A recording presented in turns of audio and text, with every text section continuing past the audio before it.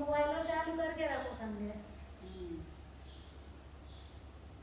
जीवम जीवम दव्वम जीवरमसेन जीर्णिर्दिष्टं देविन्द विन्दवन्दं वन्दे तं सर्वदा शीर्षा प्रणम्य परमात्मानं सिद्धं त्रैलोक्यवन्दितं स्वाभाविकचिदानन्दस्वरूपं निर्मलावयं शुद्धजीवादिद्रव्याणां देशिकं च जिनेश्वरं द्रव्यसङ्ग्रहसूत्राणां वृत्तिं वक्ष्ये समासतः गुरुवर्हद् गुरुसिद्ध गुरुराचार्यपाठिका गुरु साक्षात् परं साधु तस्मै श्री गुरुवे नमः। विरागाय नमो नमः। विरागशूली नमः। अनंत आनंद सिद्ध परमेष्ठी भगवान की जय। देवादेव श्री नेमिनाथ भगवान की जय। परम पूज्य आचार्य श्री 108 श्री नेमिचंद सिद्धांति देव महामुनि राज की। परम पूज्य गुरुनाम गुरुदेव आचार्य श्री 108 श्री विमल सागर जी महामुनि राज की।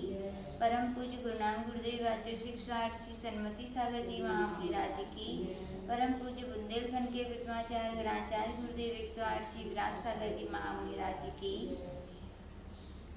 यहाँ पर हम सभी आचार्य श्री नेमिचंद जी सिद्धांति देव द्वारा लिखित बृहद धर्म संग्रह ग्रंथ और इस पर लिखी गई आचार्य श्री ब्रह्मदेव सूरी द्वारा संस्कृत वृत्ति, जिसका श्रवण हम लोगों ने पूज्य गुरुदेव के चरणारविंद में बैठ कर के किया, उसी बृहद धर्म संग्रह ग्रंथ की टीका का पुनः स्वाध्याय वाचन रूप से यहाँ प्रारंभ किया है। अधिकार 1 गाथा नंबर 4 यहाँ पर हो चुकी है।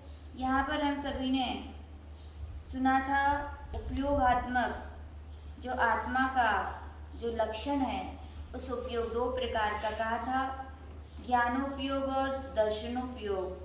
आचार्य भगवान ने दर्शनोपयोग को 4 प्रकार का कहा था, चक्षु, अचक्षु, अवधि और केवल। यहाँ पर एक बहुत अच्छी बात निकली थी। आचार्य भगवान ने कहा था कि छद्मस्तों के लिए जब भी ज्ञान होता है वो दर्शन पूर्वक होता है, और केवली भगवान के लिए जो होता है वो केवल ज्ञान और केवल दर्शन युगपत होते हैं। यहाँ पर फिर प्रश्न उठना चाहिए, यदि छद्मस्तों के लिए दर्शन पूर्वक ज्ञान होता है तो ज्ञान क्षयोसमिक अवस्था में कितने पढ़े अपन सभी ने? क्षयोसमिक अवस्था में क्षयोसमिक रूप से भाव रूप से 4 ही ज्ञान होते हैं। कौन कौन से? मति ज्ञान, श्रुति ज्ञान, अवधि ज्ञान और मनःपरय ज्ञान।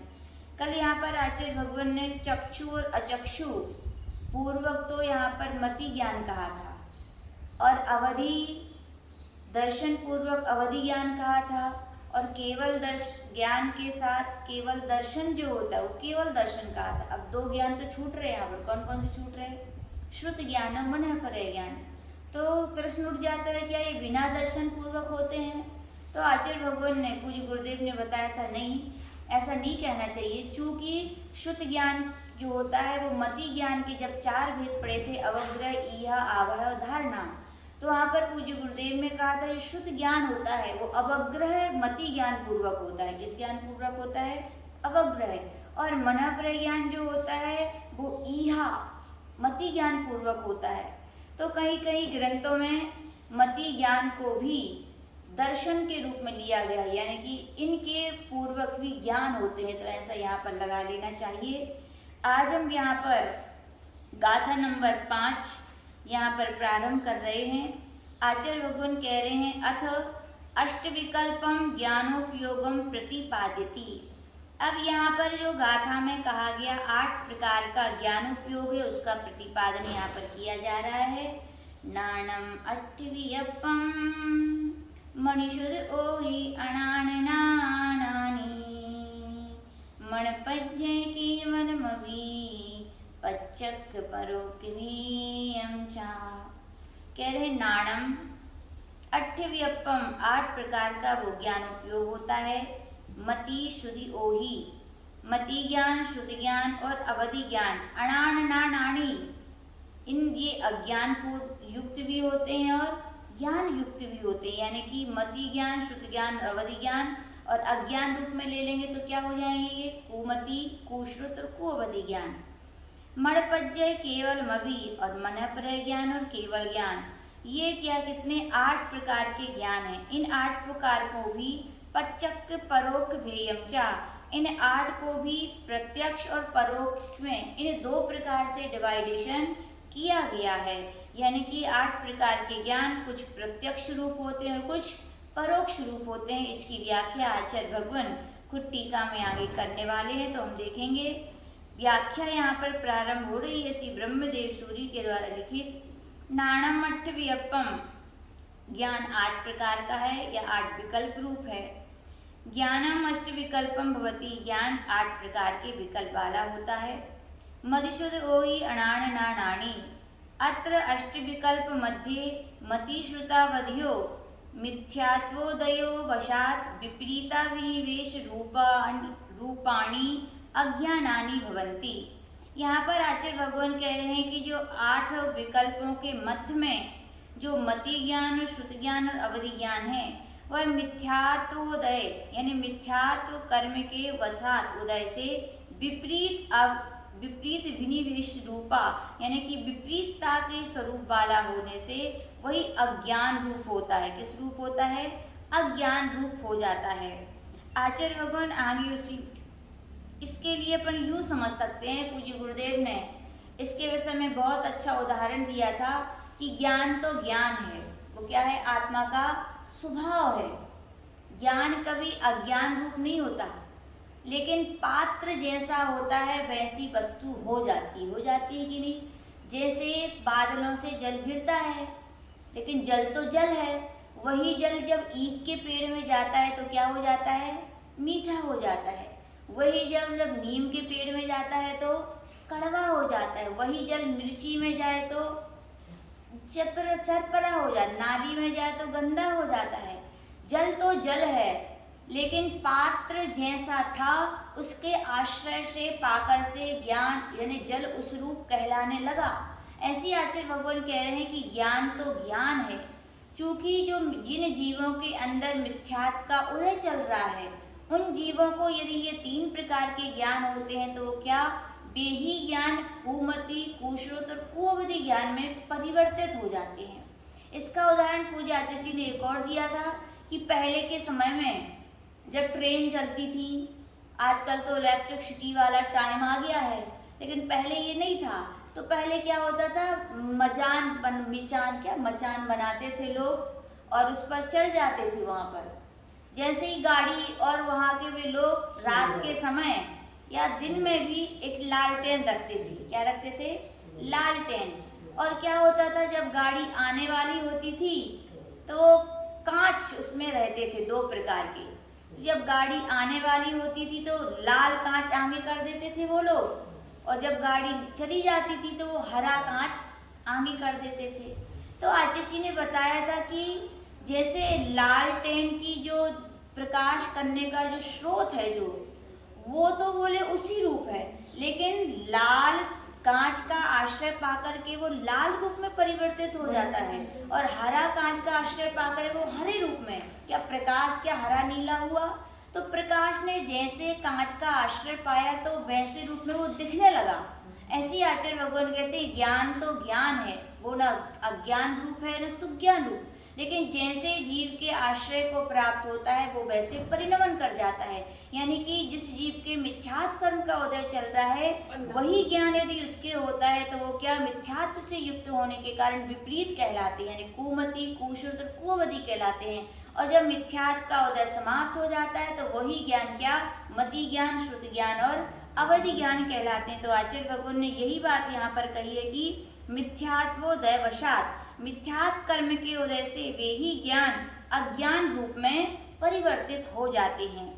आगे कह रहे हैं तानी एव शुद्धात्मादि तत्व विषय विपरीता विनिवेश रहित्वेन सम्यक दृष्टि जीवस्य सम्यक ज्ञानानि भवन्ति। देखो वो तो तानी यानी वे ही ज्ञान जब शुद्धात्मा आदि तत्व विषय में, यानी शुद्ध आत्मा आदि जो तत्व है 7 प्रकार के, उनके विषयों में विपरीताभिनिवेश से रहित, यानी कि जो मिथ्यात्व के उदय से जो विपरीत अभिनिवेश हुआ था उससे वो रहित हो जाती, यानी कि जब उनके मिथ्यात्व कर्म का उदय क्षयोपशम में उपशम को प्राप्त हो जाता है तो वे वह जीव कौन सा जीव कहलाने लगता है? सम्यक दृष्टि जीव कहलाने। उस सम्यक दृष्टि जीव के वे ही ज्ञान क्या कहलाने लगते हैं? सम्यक ज्ञान कहलाने लगते हैं। कहने का तात्पर्य मति ज्ञान, श्रुति ज्ञान, अवधि ज्ञान ये तो ज्ञान ही है, लेकिन मिथ्या दृष्टि जीव को होते हैं तो कुमति ज्ञान, कुश्रुत ज्ञान, कुअवधि कहलाते हैं, और सम्यक दृष्टि जीव को होते हैं तो उन्हें सुमति ज्ञान, सुज्ञान या सुअवधि ज्ञान की तरफ सीधा भी कहें मति ज्ञान, श्रुति ज्ञान और अवधि ज्ञान की संज्ञा को वे प्राप्त होते हैं। आगे कह रहे मणपज्य केवलमभि मना पर्याय ज्ञानम केवल ज्ञानम अपि एव अष्टविधम ज्ञानम भवति। यहाँ पर कह रहे हैं मन पर्याय ज्ञान और केवल ज्ञान को जोड़ करके ये सभी ज्ञान 8 प्रकार के होते हैं। पच्चक भरोक वेयम चा, प्रत्यक्ष परोक्ष भेजम चा, ये 8 प्रकार के ज्ञान प्रत्यक्ष और परोक्ष भेद वाले भी कहे गए हैं। कह रहे हैं अवधि मना पर्याय द्वयम एक देश प्रत्यक्षम। अब ये भी जान लें कि प्रत्यक्ष और परोक्ष क्या है। अपन सभी लोग तत्वसूत्र आदि ग्रंथों में सब लोग पढ़े हैं। जो ज्ञान इंद्रिय और मन की सहायता से होता है उसे क्या कहते हैं? परोक्ष ज्ञान कहते हैं। और जो ज्ञान इंद्रिय और मन की सहायता से के बिना होता है उसे क्या कहते हैं? प्रत्यक्ष ज्ञान कहते हैं। और प्रत्यक्ष के भी अपन न्याय के ग्रंथों में 2 वेद पढ़े, एक देश प्रत्यक्ष और सकल प्रत्यक्ष। तो आचार्य भगवान कह रहे हैं कि जो अवधि ज्ञान और मन पर्याय ज्ञान है वे एक देश प्रत्यक्ष है। एक देश प्रत्यक्ष क्यों है? क्योंकि वे द्रव्यों की पर्यायों को कुछ ही द्रव्यों की कुछ ही पर्यायों को, और कहा जाए अवधि ज्ञान का विषय तो अपन पढ़े तत्रूपिष्वधे, मूर्ति ही द्रव्यों की वो पर्यायों को जानते हैं, लेकिन स्पष्ट जानते हैं, निर्मल जानते हैं, विशद जानते हैं, इसलिए वो क्या है? प्रत्यक्ष है। और कुछ को जानते हैं इसलिए वो क्या है? एक देश है। तो आचार्य भगवान कह रहे हैं अवधि ज्ञान और मन पर्याय ज्ञान ये एक देश प्रत्यक्षम, विभंगावधि रपि देश प्रत्यक्षम, और विभंगावधि भी यानी कि जो कुअवधि ज्ञान है वो भी क्या है? एक देश प्रत्यक्ष है। आचार्य भगवान कह रहे हैं कि केवल ज्ञानम सकल प्रत्यक्षम, केवल ज्ञान क्या है? सकल प्रत्यक्ष। सकल प्रत्यक्ष क्यों है?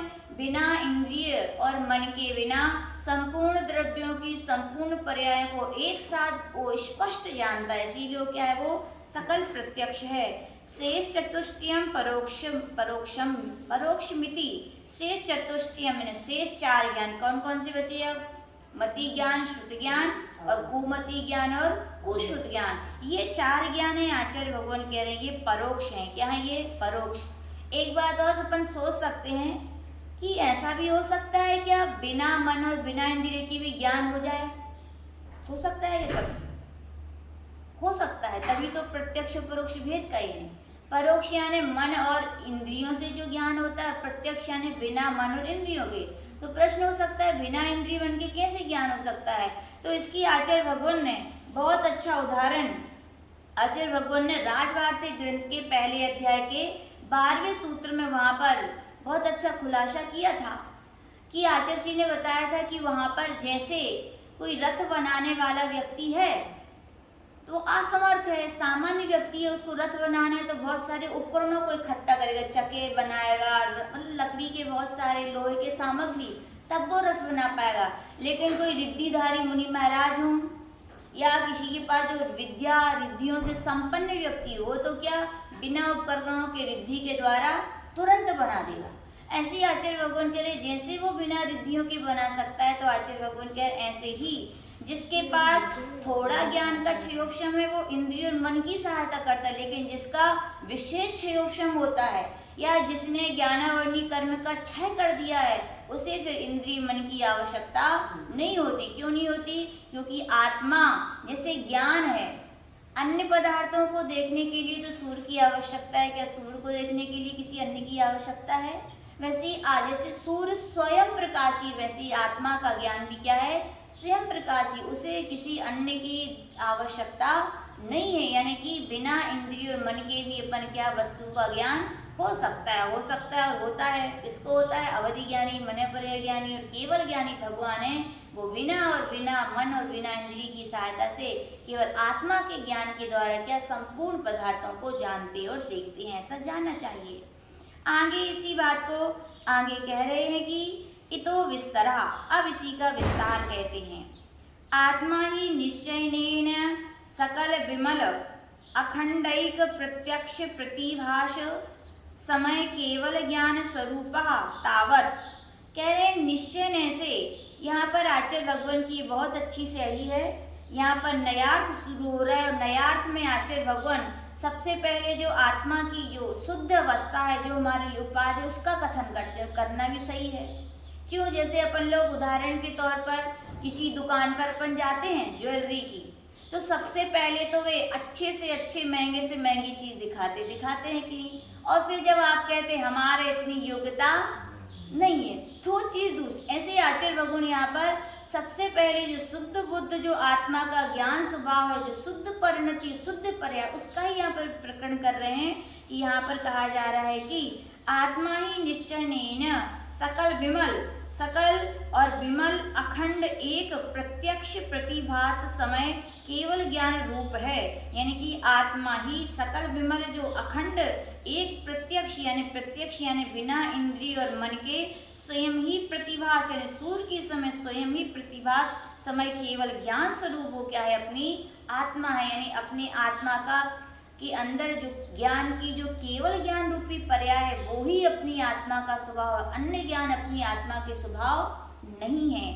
अब कह रहे हैं, अब निश्चय ने का कथन कर दिया, अब व्यवहार ने इसे समझा रहे हैं। साचा व्यवहारेणा अनादि कर्म बंध प्रच्छादिता सन्मति ज्ञानावर्णीय क्षयोक्षमात् वीरांतराय क्षयोक्षमाच्चा बहिरंग पंचेन्द्रिय मनो अवलंबनात् च मूर्त वस्तु एक देशेन विकल्प कार्येण परोक्ष रूपेण साम व्यावहारिक प्रत्यक्ष रूपेण वा यज्जानाति तत्क्षयोक्षायोपशमिकं मति ज्ञानम। देखो मति ज्ञान की परिभाषा अपन ने जब तत्वसूत्र पढ़ा था तो सीधा क्या पढ़ा था, तदिंद्रिय निंद्रिय निमित्तम। बस जो मन और इंद्रिय से होता है वो क्या, मति ज्ञान। क्योंकि ये आध्यात्मिक ग्रंथ है तो आचार्य भगवान ने इसकी परिभाषा क्या की है, व्यवहार नय से। और व्यवहार नय यानी कि अनादि कर्म बंध प्रच्छादिता, अनादि काल से संसारी जीव क्या है, कर्म बंध के कारण क्या है, उनका ज्ञान क्या हो गया है, आच्छादित हो ढक गया है। जैसे सूर्य तो सूर्य है लेकिन बादल आ जाते हैं तो क्या हो जाता है, उसका प्रकाश ढक जाता है। वैसे ही कह रहे हैं अनादि काल से कर्म बंदिष्ट होने से अपना क्या है, सन्मति किसका पर्यायवाची नाम है, ज्ञान का हो या सन्मति का हो, एक ही बात है। संधि विक्षेप कर देंगे सतमति तो क्या हो जाएगा, सम्यक मति। यानी कि सम्यक दर्शन पूर्वक जो मति ज्ञान होता है वो उसके उस ज्ञानावर्णी कर्म के क्षयोक्षम से, यानी मति ज्ञानावर्णी कर्म का क्षयोक्षम, यानी कहने का तात्पर्य मति ज्ञान की प्राप्ति होने में भी बहुत सारी चीजें चाहिए। तो पहला कारण क्या है, मति ज्ञानावरण कर्म का क्षयोक्षम होना चाहिए। अपन ज्ञानावर्णी कर्म पढ़े हैं 5 प्रकार के होते ना, तो मति ज्ञानावर्णी कर्म का क्षयोक्षम होना चाहिए, पहला पॉइंट। दूसरा कह रहे हैं वीरांतराय कर्म क्षयोक्षमात्, क्या होना चाहिए, वीरांतराय कर्म का विषय शक्ति होनी चाहिए। अभी इसका खुलासा आगे भगवान कहेंगे। और क्या करें, बहिरंग पंचेंद्रिय मनोबल लंबनात्, और बहिरंग में ये तो अंतरंग कारण हो गए, बहिरंग में कह रहे हैं कि पंचेंद्रिय यानी 5 इंद्रिय और मन का अवलंबन भी चाहिए, क्योंकि मति ज्ञान 5 इंद्रियों से होता है। स्पर्शन जन्य ज्ञान चाहिए तो स्पर्शन इंद्रिय का अवलंबन चाहिए। रसना इंद्रिय संबंधी ज्ञान चाहिए तो रसना इंद्रिय का शेष इंद्रियों में अपन को लगा लेना चाहिए, और मन का भी अवलंबन चाहिए। और मति ज्ञान किस किस को जानता है, तो कह रहे हैं मूर्ता अमूर्तम, यानी मति ज्ञान मूर्त को भी जानता है अमूर्त को भी। अपन तत्वसूत्र में पढ़े हैं, पहले अध्याय में सूत्र में पढ़े ना, मति और श्रुति ज्ञान के कौन कौन सी भेद है, तो मति श्रुतियो निबंध्यो द्रव्येश व सर्व पर्यायेषु, यानी मति ज्ञान और श्रुति ज्ञान का विषय क्या है, द्रव्येषु यानी कि षष्ठी का बहुवचन है। सभी द्रव्यों में द्रव्य कितनी होती हैं, 6। कौन कौन सी, जीव, उद्गल, धर्म, अधर्म, आकाश और काल। लेकिन अशर्व पर्यायेषु 6 द्रव्यों को जानता है और उनकी कुछ पर्यायों को जानता है। 6 द्रव्यों में पुद्गल कौन सी द्रव्य? मूर्त है। और शेष द्रव्य कैसी? अमूर्त है। तो आचार्य भगवान यहाँ पे यही कहा है कि जो मति ज्ञान है वो मूर्त द्रव्यों को भी जानता है और अमूर्त द्रव्यों को भी जानता है, लेकिन वस्तु एक देशेन, लेकिन क्या? एक देश रूप संपूर्ण वस्तु उनकी पर्यायों को वो नहीं जानता है। और विकल्पाकारेण, यानी विकल्पाकार परोक्ष रूप से। परोक्ष रूप से क्यों कहा? क्योंकि मन और इंद्रियों की सहायता से जान रहा है। फिर कह रहे हैं सामव्यावहारिक प्रत्यक्ष रूपेण वा, और वह सामव्यावहारिक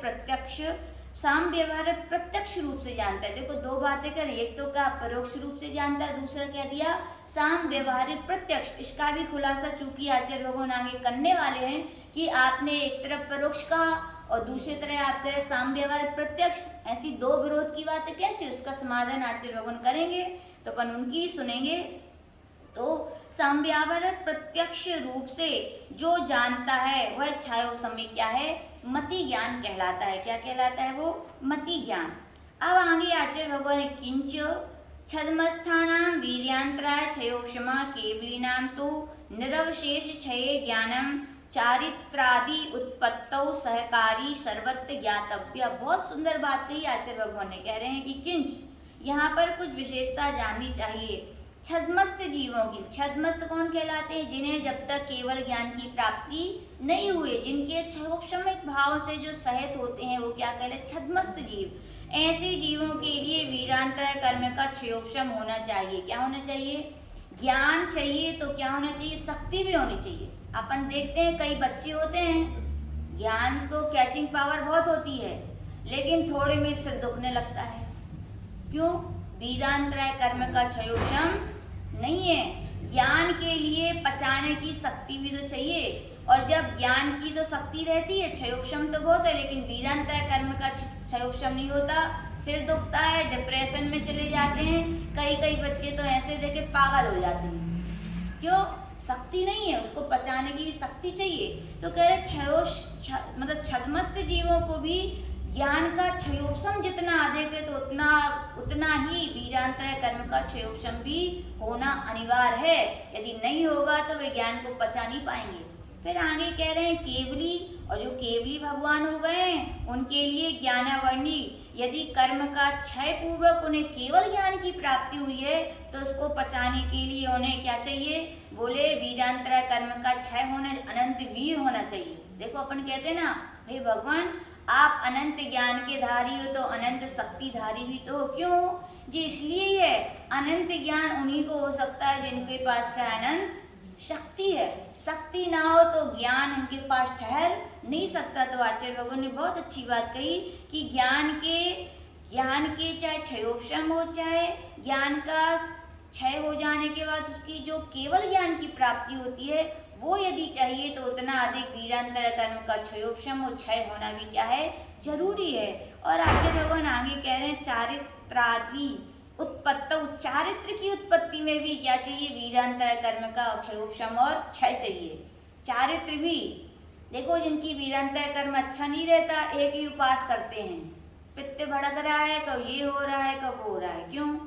उपास करने की तो भावना है, चारित्र तो धारण किया है, भावना तो है कि उपास करने, लेकिन वीरांतराय कर्म का क्षयोक्षम नहीं है तो उतना नहीं कर पाते। तो आचार्य भगवान कह रहे हैं चारित्र भी जिनकी वीर शक्ति जितनी अच्छी होती है, वे चारित्र का पालन भी उतनी दृढ़ता से कर लेते हैं। तो आचार्य भगवान कह रहे हैं यदि छद्मस्त जीव हैं जो चारित्र धारण करते हैं तो उन्हें स्पेशल वीरांतराय कर्म का क्षयोक्षम चाहिए चारित्र के लिए भी। और जिन्होंने छायक चारित्र प्राप्त करना है, केवली भगवान के यदि छायक चारित्र की प्राप्ति है तो उसको भी बनाए रखने के लिए क्या चाहिए?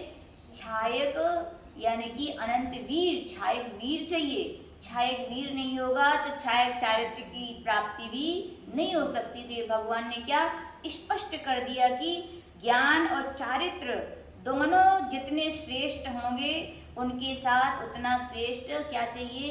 वीर भी चाहिए, शक्ति भी चाहिए। शक्ति नहीं होगी तो कह रहे हैं वो ज्ञान, वो चारित्र ठहर नहीं सकता। आगे आचार्य भगवान कह रहे हैं समव्यवहार लक्षणम कथ्यते। अब चूंकि यहाँ पे निकला था जो समव्यवहार प्रत्यक्ष, तो शिष्य पूछ रहा भगवान ये समव्यवहार प्रत्यक्ष क्या कहलाता है? तो कह रहे हैं समीचीन व्यवहारा समव्यवहारा। समीचीन व्यवहार को क्या कहते हैं? समीचीन यानी जो ठीक व्यवहार है। क्या बोलते हैं समीचीन को? जो ठीक व्यवहार है उसे क्या कहते हैं? समव्यवहार कहते हैं। फिर कह रहे हैं प्रवृत्ति निवृत्ति लक्षणा समव्यवहारो भवति। जिसमें जीवों की प्रवृत्ति होती है और निवृत्ति होती है वो समव्यवहार कहलाता है। समव्यवहारे भवम समव्यवहारिकम प्रत्यक्षम। समव्यवहार ही है वो समव्यवहारिक प्रत्यक्ष कहलाता है। जैसे यथा घट रूपम इदम मया दृष्टम इत्यादि। मैंने स्वयं अपनी आंखों से घट को देखा। अब यहाँ पे दो बातें हैं। यद्यपि घट आंखों से तो देखा तो क्या परोक्ष होना चाहिए, क्योंकि जो इंद्रिय मन से होता है वो परोक्ष ज्ञान कहलाता है। लेकिन यहाँ पे न्याय की भाषा है। कौन सी भाषा है? न्याय। अपने यहाँ पे आगम को तीन प्रकार के आगम में बांटा गया, परमागम, शब्दागम और तर्कागम। परमागम यानी कि ग्रंथ कहलाते हैं, समय सार आदि, और का शब्दागम यानी व्याकरण का ज्ञान भी होना चाहिए, और तर्कागम यानी न्याय ग्रंथ। तो आचार्य भगवान कह रहे न्याय के जिसको अपन परमागम में परोक्ष कहते हैं, न्याय के ग्रंथों में उसी मति ज्ञान को समव्यवहारिक प्रत्यक्ष। समव्यवहार यानी क्या? लोक व्यवहार की भाषा।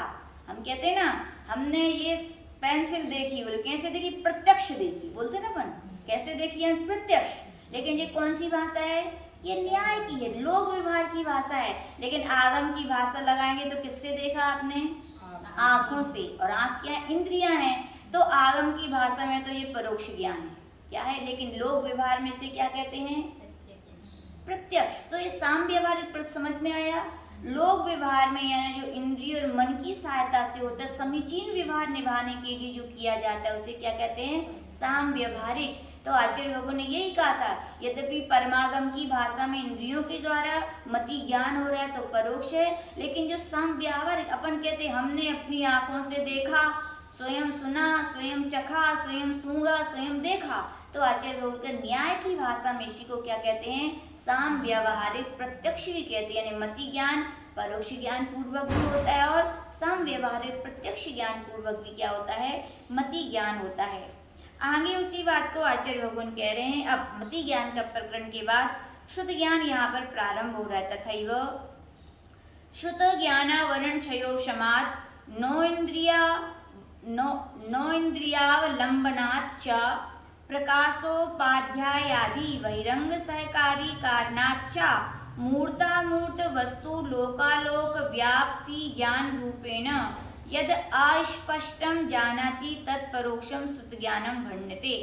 अब श्रुत ज्ञान किसे कहते हैं? तो अंतरंग में देखो कौन से? शुद्ध ज्ञानावरण कर्म का क्षयोपशम होना चाहिए। क्या होना चाहिए? शुद्ध ज्ञानावरण कर्म का क्षयोपशम, पहली बात। और दूसरी करें नो इंद्रिया यानी कि नो इंद्रियावलंबनात्। नो इंद्रियावलंबनात् का आचार्य भगवान कह रहे नो इंद्रिय यानी मन के अवलंबन से। किसके अवलंबन से? मन। क्योंकि अपन जब पढ़े तत्वाश्रुत में मन का विषय क्या है? तो अपन का श्रुत मन इंद्रियस्य, मन का विषय क्या है? श्रुत है। तो श्रुत ज्ञान के लिए नो इंद्रिय वर्ण का अवलंबन मन चाहिए। तो कहने मन के अवलंबन से और प्रकाश उपाध्याय आदि बहिरंग सहकारी कारण, और बाहर में क्या चाहिए? प्रकाश चाहिए और उपाध्याय आदि भी चाहिए। यदि प्रकाश नहीं होगा तो अपन शास्त्र पढ़ नहीं सकते। श्रुत भी दो प्रकार का, द्रव्य श्रुत और भाव श्रुत। अभी आएगा प्रकरण। तो द्रव्य श्रुत भी प्रकाश चाहिए और उसके साथ अपन नहीं पढ़ते बनता तो उपाध्याय आदि आचार्य परमेष्टि कोई पढ़ाने वाला चाहिए। तो कह रहे ये बाहिरंग सहकारी कारणों के होने पर जो मूर्त और अमूर्त अपन पढ़ चुके हैं, मति श्रुतियों निबंध्यो द्रवेश, मतलब मूर्त को भी जानता है और अमूर्त को। यानी सभी द्रव्य में सभी द्रव्य पुद्गल मूर्त है और शेष अमूर्त है। तो वही कह रहे हैं मूर्त और अमूर्त वस्तु लोकालोक व्याप्ति ज्ञान रूपेण है। अब चूंकि मति ज्ञान तो कुछ को जान रहा था, लेकिन शुद्ध ज्ञान क्या? लोक और अलोक में व्याप्त ज्ञान को जानता है। कैसे जानता है? क्योंकि जब अपन पढ़ेंगे अब आगे के ग्रंथों में तो वहाँ पे बता जाएगा कि शुद्ध ज्ञान छोटा भी होता है और उत्कृष्ट से का द्वाल सांख्य ज्ञान को भी क्या कहते हैं? शुद्ध ज्ञान कहते हैं। तो कहा गया जो केवली भगवान होते हैं जितना प्रत्यक्ष रूप से जानते हैं, उतना ही श्रुत केवली श्रुत ज्ञान से उतने ही संपूर्ण द्रव्यों की संपूर्ण पर्यायों को परोक्ष से जानते हैं। क्या जानते हैं वो? परोक्ष से जानते हैं। तो यानी कि जितना लोक अलोक को केवली भगवान अपने केवल ज्ञान से जानते हैं, तो यहाँ पर श्रुत केवली श्रुत ज्ञान के द्वारा ही उतने ही द्रव्य पर्याय किसके द्वारा जानते हैं? अपने श्रुत ज्ञान से जानते हैं। तो यहाँ पे क्या गया? लोक और अलोक में व्याप्त जो ज्ञान रूप से या अस्पष्टम, लेकिन कैसे जानते हैं? अस्पष्ट। भगवान तो साक्षात देख रहे, लेकिन अपन को तो भगवान ने कहीं सो जान रहे। कहीं सुनने में, साक्षात शेर देखने में, पर कहे हुए शेर देखने में क्या होता है? अंतर होता है। तो कह रहे हैं अस्पष्टम जो जानाति तत्परोक्षम श्रुत ज्ञानम, उसे क्या कहते हैं? श्रुत ज्ञान कहते हैं। तो आचार्य भगवान ने यहाँ पर श्रुत ज्ञान की परिभाषा कही। अब श्रुत ज्ञान की भी बहुत अच्छी सुंदर व्याख्या समझने की है, वो अपन कल आगे देखेंगे। जय बोले परम पूज्य आचार्य गुरुदेव विराग सागर जी महामुनि राज की जय।